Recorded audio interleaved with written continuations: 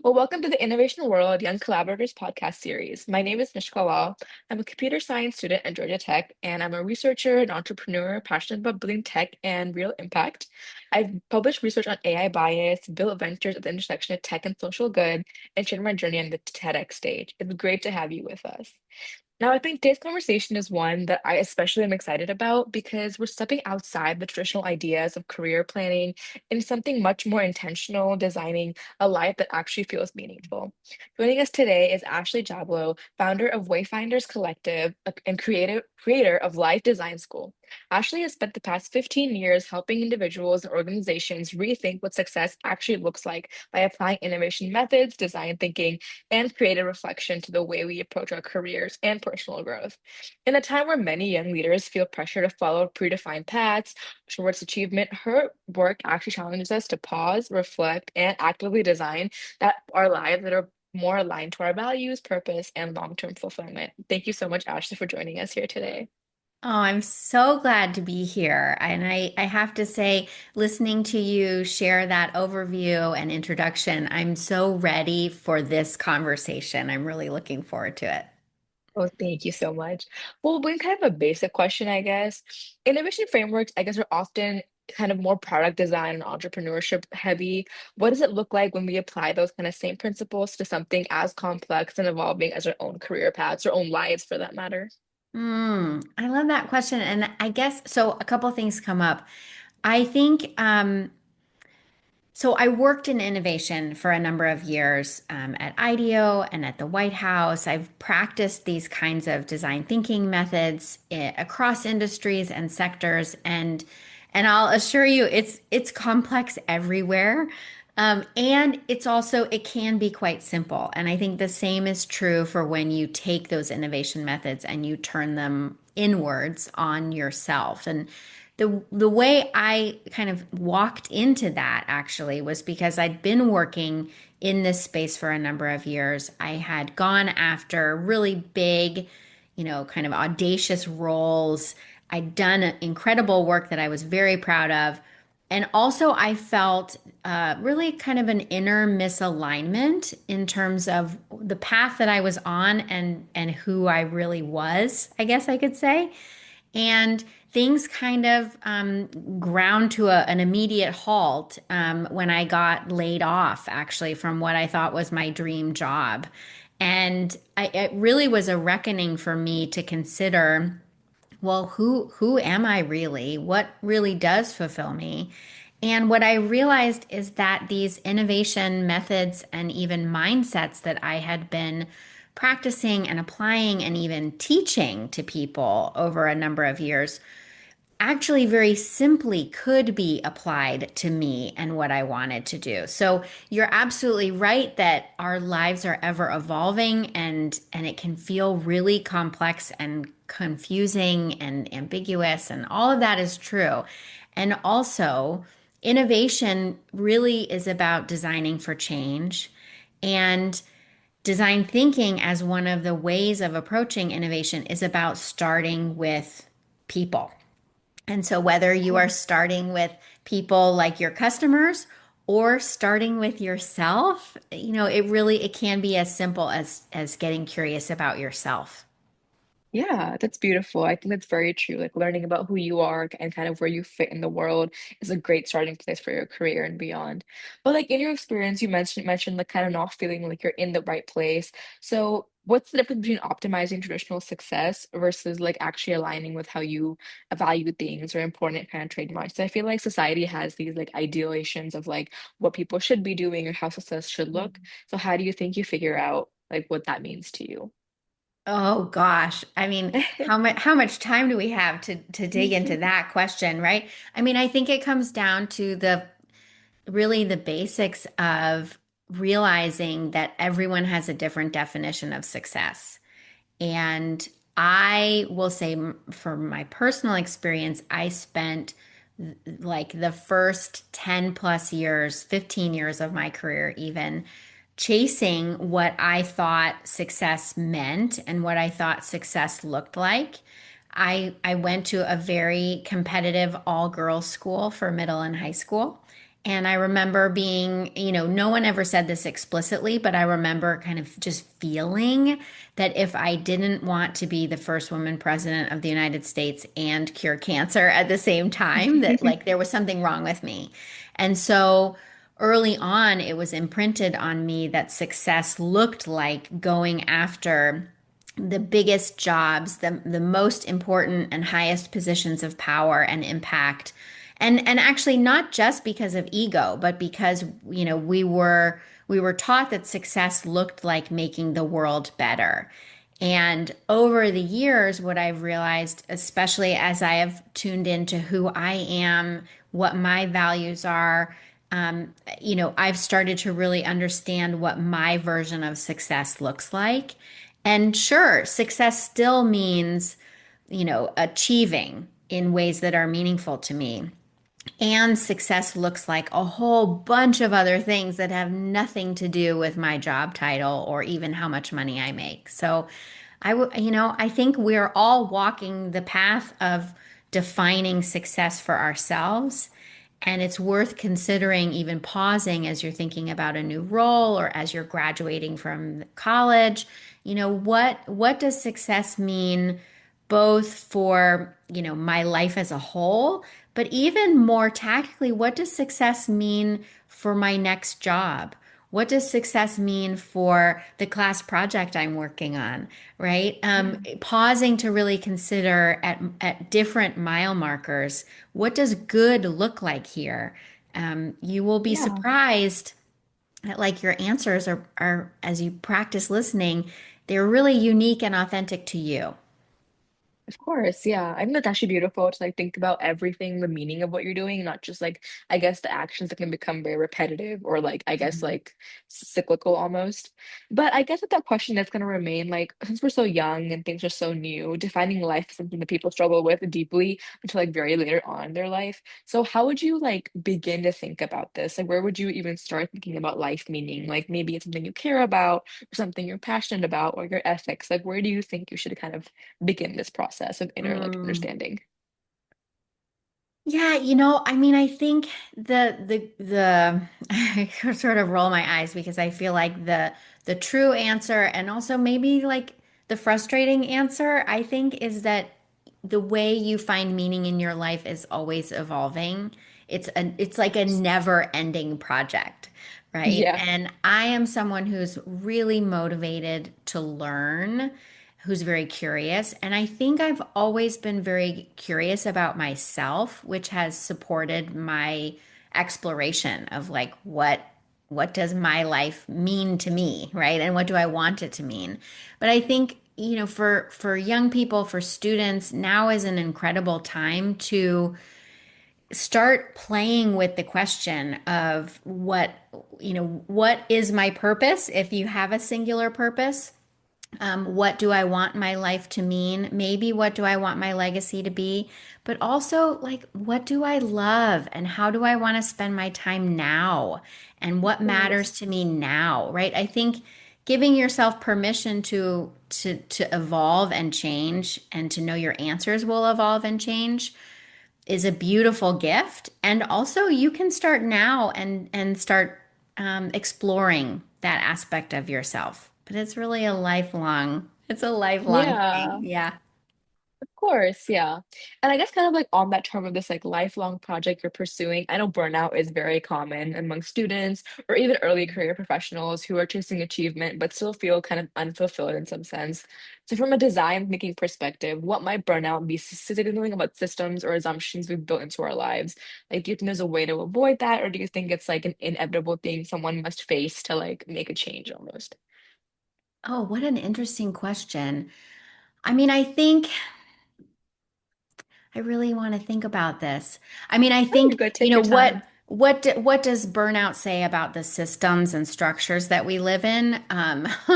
Like if I could talk about burning it all down, I would be very happy to, right? But Yeah. I think, you know, if we it's not fair to separate individuals from systems, right? I think part Mhm. of the reason actually people at any age get burnt out is because at least in the United States we are taught that um, everything is an individual endeavor, right? And so we Hmm. work and we strive and we hustle and we produce. And so, of course, we get burned out. And then the systems and structures that we are a part of um, don't have the elasticity in them to, or even the values in them around rest, right? Around Hmm. care, around restoration. So it's again, it's hard to separate the individual from the system, but I think on Of an course. individual level, one of the things I've learned about burnout is that it's really vital that we start to learn to pay attention to the signals and the clues, whether those are thoughts that we have, feelings and emotions, or even like the physical sensations that we experience in our bodies. And some of this comes with time and practice and maturity, but it's really important to start recognizing when you reach your edge, right? When Of you course. are close to pushing too hard. And Hmm. there's again maturity, but also a lot of like power in being able to be in being able to recognize I need to have a boundary here, right? Yeah, I of need to course. enforce this boundary. So it's a really interesting dance between individual and society and systems. And I'm not sure I have a one size fits all answer, but Of that's one thing course. I would really encourage people to do. I think of them as like body breadcrumbs, right? So, like, Hmm. what are the signs and signals that your body is leaving along the path for you? And if you Hmm. pick them up and you start to get curious about them, you start to notice, I've been dragging for the last couple of weeks. What would feel Yeah. good to me right now on like an embodied level? Maybe it's a nap.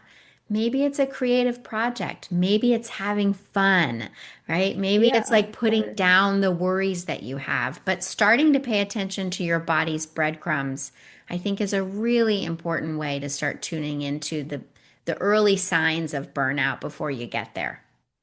Of course. And I guess to kind of like building on that point, like how do you think you can differentiate between like living a challenging, like full life versus like living a burnout life where like you're always tired versus like maybe you're just tired often because you work so hard? Where do you think that line Mm. exists? Mm. The phrase that comes into my mind as I think of that question is for the sake of what? Hmm. Like for the sake of what are you working so hard, right? Yeah. What is the meaning or the purpose or your intention here? I think one of the through lines of all the questions you've asked me so far, which is really interesting, is the notion of reflection and self-reflection, right? Of being able to tune in and understand ourselves and even pause and pay attention to ourselves long enough to be able to like truly answer a question of like, why am I doing this?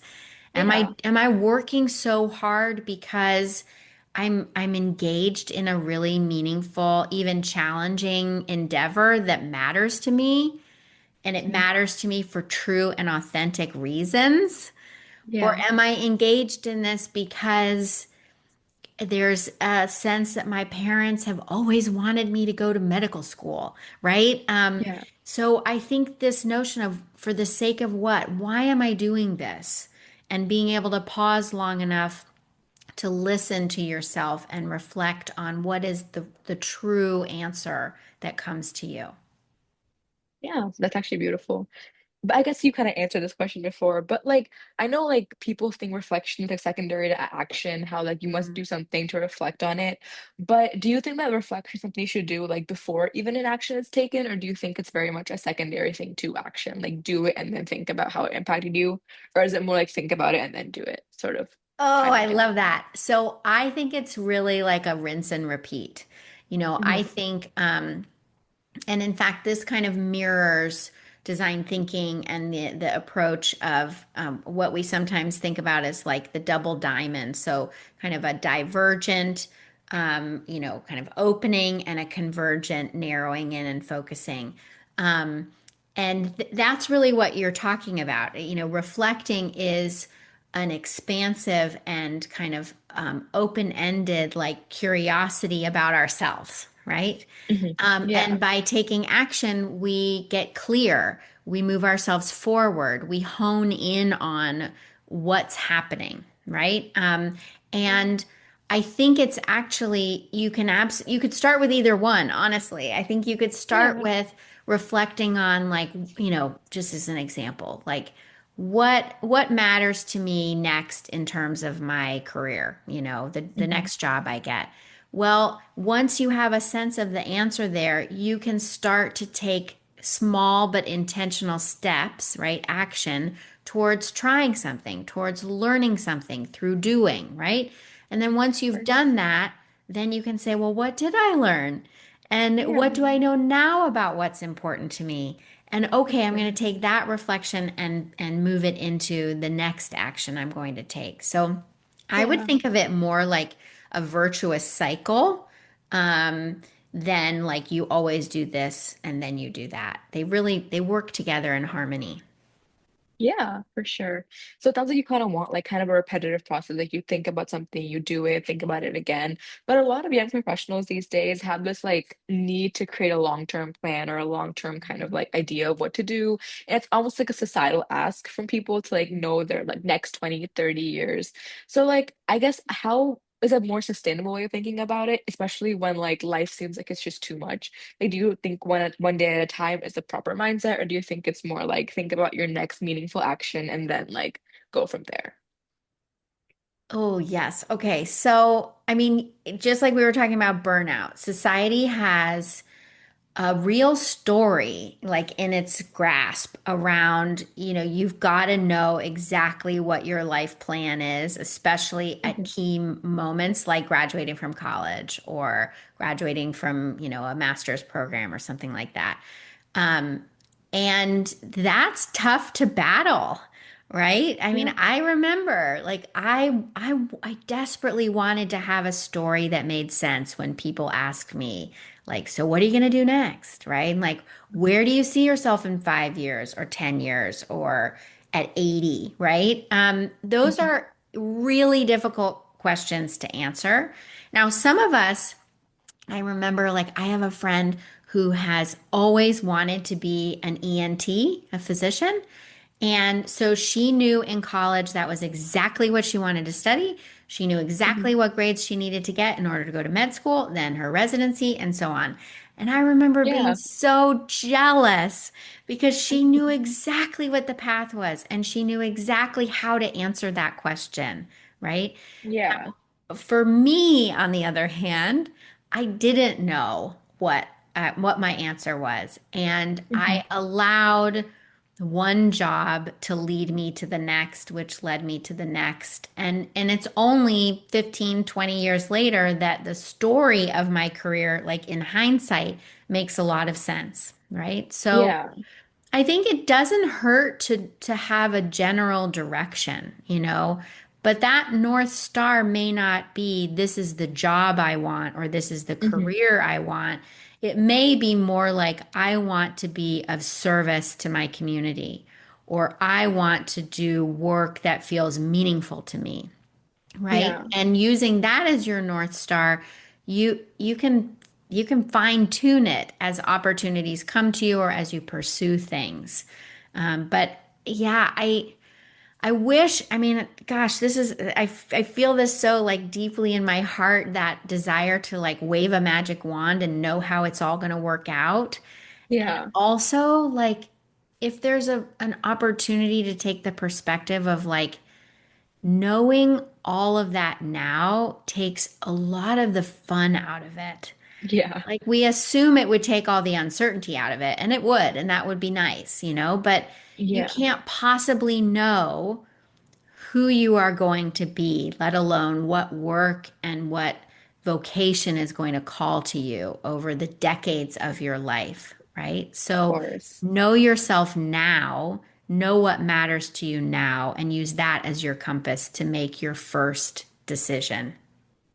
Oh, it's beautiful. I think you made a good point. I think like there's this whole trend going on, and it's like if me last year could talk to me now, we'd be so surprised about where we are. And I feel like that's so true. Like you're always evolving. But I guess like one of the biggest fears people do have in that is like change. And I think change sounds amazing in retrospect, but I think it's a very scary transition. So I guess like what's one small experiment that people could do, maybe like by a week or by a month, to kind of test out if this like change for them is actually working, or if it's another like meaningless like move something else.